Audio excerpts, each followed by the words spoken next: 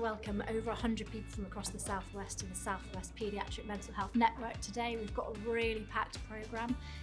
Every topic actually has been chosen by those people in attendance, so they've told us what they want to discuss, they've told us what they need to hear more about. So this is our second annual network day, our first one just being February last year, which was in Devon, and this time it's our turn. The Southwest Paediatric Mental Health Network is a way of linking up clinicians and professionals across the entire of the Southwest, from Cornwall up to Gloucester, all the way down to Dorset, essentially trying to ensure that we're collaborating and working on things together. Every group of professionals that we come into contact with and bring into the network are doing amazing things with children and young people's mental health.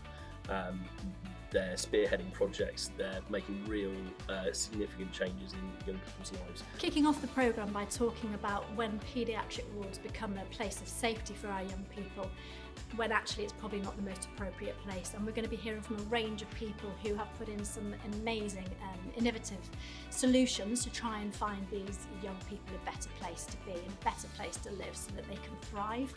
We're then going to go on to talk about people struggling with eating, with all sorts of different eating disorders, and trying to think about a different model of care which keeps them at home, close to their community, to prevent them being sent hundreds of miles away to specialist eating disorder units. Throughout the day we've got a strong theme of participation. We've got 3 sessions that are led by participation youth workers, by youth workers really hearing the young people's voice, and actually we're opening meeting today by hearing 2 young people tell us about their hopes and dreams for the future. I think the one thing that every professional should take on board is that young people need to be involved in their care as much as possible, whether that's through their care plans, whether that's writing the discharge letter with the young person, or through participation. Just, it's so vital that the young person feels in control of their own care, no matter what point they're at in their mental health journey. So we've just got a new participation worker in Somerset, which is amazing and really valuable to the service. It means it opens up more pathways for young people to give their feedback. In my role as Head of CAMS for Somerset and currently Interim Head of Paediatrics, we're really putting a lot of focus on how we can work together to improve the quality of services for children and young people who experience mental health difficulties of various kinds. Today has been a fantastic opportunity to really put a spotlight on that and to get as much learning from across the region as possible. All of the best things we've done in terms of developing our services have come because we've listened to young people and we've really put their voice at the centre of what we've done. And we're really hoping to get lots of fantastic ideas from today.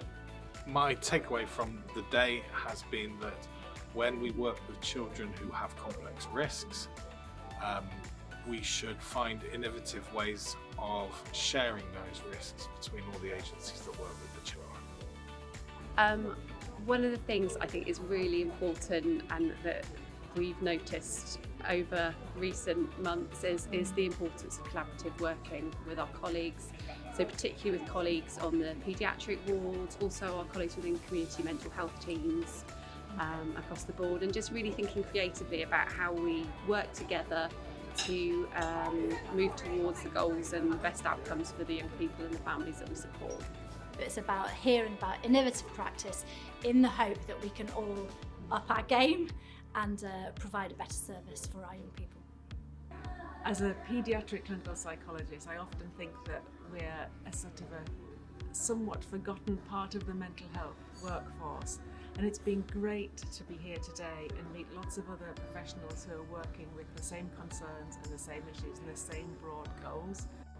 So, I mean, it's amazing being here today and seeing what the Southwest are doing, because they're actually well ahead with the vision nationally. So the Royal College are working with NHS England for funding for mental health leads in all paediatric acute settings across the country. Obviously we're here today because so many units in the Southwest have already done this and already created such a fantastic network, and this is exactly what we want replicating across the country.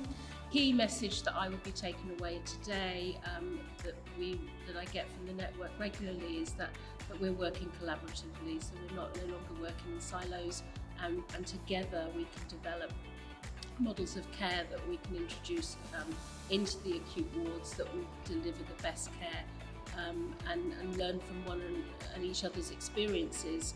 Yes, collaboration and getting to meet lovely Claire, which is lovely when we're, apart from seeing each other on square screens, so it's great to all get together and share our learning. Network is really to make sure that we're not reworking the same wheel 5 miles down the road in the next acute trust, and that we really learn from the interventions that we're putting in place for young people, and also we can amplify the work that we're doing and our advocacy for young people's mental health in the region.